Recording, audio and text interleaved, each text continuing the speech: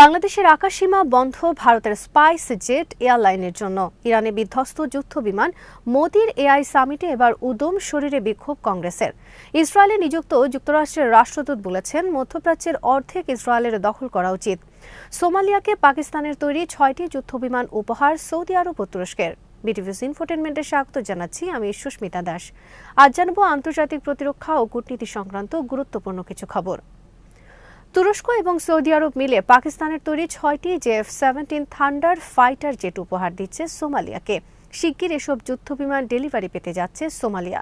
Times of Islamabad শুক্রবার প্রকাশ করেছে এই খবর। সোমালিয়া প্রায় $1 বিলিয়ন ব্যয়ে পাকিস্তান থেকে 24টি F-17 ফাইটার জেট কেনার চেষ্টা করছিল।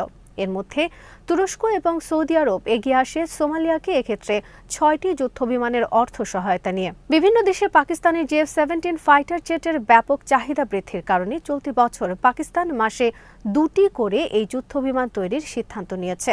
ফলে অর্ডার দেওয়ার কয়েক মাসের মধ্যেই বিভিন্ন দেশ ডেলিভারি পাবে এই বিমান। অপরদিকে F-17 যুদ্ধবিমান রপ্তানির কারণে পাকিস্তান আকস্মিক পরিণত হয়েছে গুরুত্বপূর্ণ একটি সমরাস্ত্র রপ্তানিকারক দেশে। আর এর পেছনে মূল অবদান ভারতের, কারণ গত বছর মে মাসে ভারত আকস্মিক পাকিস্তানের বিরুদ্ধে হামলা করায় পাকিস্তান তাদের F-17 এবং চীনা J-10C ফাইটার দিয়ে দাঁত ভাঙা জবাব দেয় ভারতকে। এরপর থেকেই বিশ্বব্যাপী ব্যাপক চাহিদা বাড়ে পাকিস্তান এবং চীনা যুদ্ধবিমানের।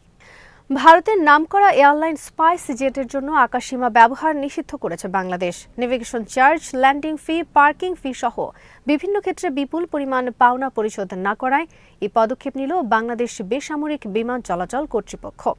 এ ঘটনাকে বাংলাদেশের নতুন সরকারের পক্ষ থেকে ভারতের প্রতি একটি ধাক্কা হিসেবে আখ্যায়িত করা হয়েছে বিভিন্ন গণমাধ্যমে।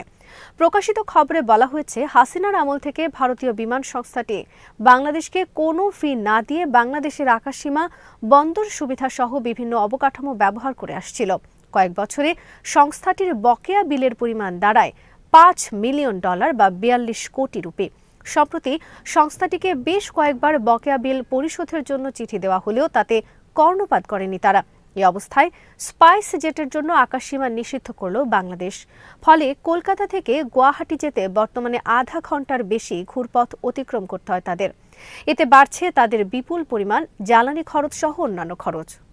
দিল্লিতে শুক্রবার দুপুরে চলছিল কৃত্রিম বুদ্ধিমত্তা বা এআই নিয়ে আন্তর্জাতিক সম্মেলন। সেখানে ঢুকে গায়ের জামা খুলে বিক্ষোভ দেখাতে শুরু করেন কয়েকজন কংগ্রেস কর্মী। তাদের দাবি, ভারত এবং আমেরিকার মধ্যে বাণিজ্য সমঝোতা হলে বঞ্চিত হবে দেশের মানুষ। এই ঘটনায় অন্তত 4 জনকে গ্রেফতার করেছে পুলিশ, জানিয়েছে বাকিদেরও ধরা হবে। বিজেপি কটাক্ষ করে বলেছে, হিংসার কারণেই এসব করেছে কংগ্রেস। অন্যদিকে ভারত সহ অন্তত 75টি দেশ এআই প্রযুক্তির উন্নয়নের অঙ্গীকার করে একটি চুক্তিতে সই করতে চলেছে। শুক্রবার দিল্লির ভারত মণ্ডপমে চলছিল এআই সম্মেলন। বিভিন্ন সংস্থার প্রধানেরা এই বিষয়ে ভাষণ দিচ্ছিলেন। আচমকাই একটি কক্ষের বাইরে শুরু হয় শোরগোল। শুনে কক্ষ থেকে বেরিয়ে আসেন উপস্থিত লোকজন। তারা দেখেন গায়ের জামা খুলে ভারত আমেরিকা বাণিজ্য সমঝোতার বিরুদ্ধে স্লোগান দিচ্ছেন কয়েকজন। পুলিশ জানিয়েছে, বিক্ষোভকারীরা কংগ্রেসের কর্মী। কংগ্রেস প্রথম থেকেই যুক্তরাষ্ট্রের সাথে বাণিজ্য সমঝোতার বিরুদ্ধে প্রতিবাদ করছে। তাদের দাবি, এই সমঝোতায় 2 দেশ সই করলে বঞ্চিত হবেন ভারতবাসী, বঞ্চিত হবেন দেশের কৃষকেরা। কেন্দ্রীয় প্রতিরক্ষামন্ত্রী রাজনাথ সিং এই ঘটনাকে দুর্ভাগ্যজনক বলে উল্লেখ করেছেন। তিনি জানিয়েছেন, আন্তর্জাতিক মঞ্চে ভারতকে বদনাম করার চেষ্টা চলছে।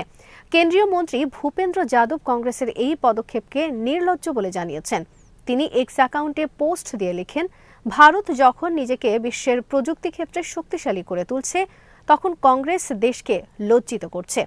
এটা রাজনৈতিক বিরোধিতা নয়, ভারতের বিশ্বে যে ভাবমূর্তি রয়েছে তাকে হেয় করার চেষ্টা চলছে। বিজেপির দাবি, হিংসায় এসব করছে কংগ্রেস। গত সোমবার থেকে দিল্লিতে শুরু হয়েছে আন্তর্জাতিক এআই সামিট। সম্মেলন শুরুর পর একের পর এক কেলেঙ্কারির ঘটনা ঘটতে থাকে।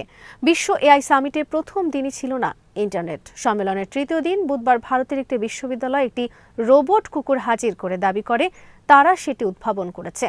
তখনই সম্মেলনে হাসির রোল পড়ে যায়, কারণ সেটি আসলে চীনের উদ্ভাবিত একটি রোবট। মিথ্যা দাবির কারণে তাদেরকে সঙ্গে সঙ্গে তাড়িয়ে দেওয়া হয় সম্মেলন স্থল থেকে। শেষ পর্যন্ত এই ঘটনায় চাকরি চলে গেছে নয়ডার গ্যালগোটিয়াস বিশ্ববিদ্যালয়ে অধ্যাপক নেহা সিংয়ের। অপরদিকে বিশ্ব ধনকুবের বিল গেটস সম্মেলনে যোগ দেওয়ার কথা থাকলেও তিনি আসেননি।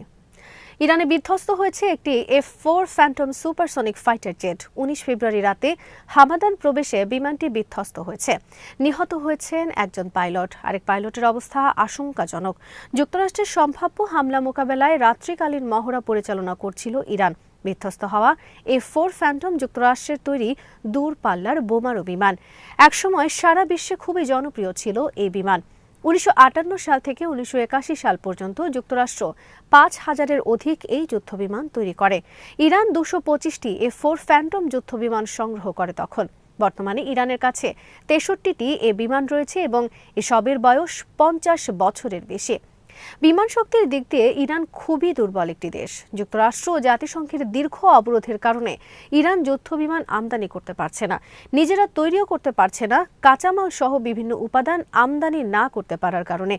যুক্তরাষ্ট্র, জাপান, দক্ষিণ কোরিয়া, জার্মানি, ইসরায়েল সহ বিভিন্ন দেশে একসময় এই বিমান ব্যবহার করলেও এসব দেশ অনেক আগেই এ বিমান অবসরে পাঠিয়েছে। ইরানের কাছে থাকা বর্তমানে সবচেয়ে শক্তিশালী বিমান হল রাশিয়ার তৈরি MiG-29, Su-24 এবং যুক্তরাষ্ট্রের তৈরি ফ্যান্টম। বস্তুত এসব বিমান ইসরায়েল এবং যুক্তরাষ্ট্রের মতো শক্তিশালী প্রতিপক্ষের কাছে খেলনা বিমান ছাড়া আর কিছুই নয়। ইসরায়েলে নিযুক্ত যুক্তরাষ্ট্রের রাষ্ট্রদূত মাইক হুকাবি বলেছেন, ইসরায়েল যদি মধ্যপ্রাচ্যের অধিকাংশ এলাকা দখল করে নেয় তাতে আমি কিছু মনে করব না। এটা ইসরায়েলের মানুষের অধিকার। একসময় মধ্যপ্রাচ্যের অধিকাংশ এলাকা নিয়ে ইসরায়েল নামক রাষ্ট্র ছিল।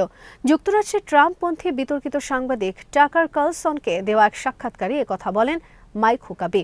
শুক্রবার প্রচারিত হয়েছে তার এই সাক্ষাৎকার। মাইক হুকাবি বলেন, ইরাকের ফোরাত নদী থেকে মিশরের নীলনদ পর্যন্ত ইসরায়েল রাষ্ট্র, আর এটা হলো ইহুদিদের প্রতি ঈশ্বরের প্রতিশ্রুত ভূমি। বস্তুত মাইক হুকাবি জায়নবাদী ইসরায়েলের বৃহত্তর ইসরায়েল রাষ্ট্রের দাবির কথা বলেছেন। বর্তমান নেতানিয়াহু সরকার বৃহত্তর ইসরায়েল রাষ্ট্র প্রতিষ্ঠা করতে চায়।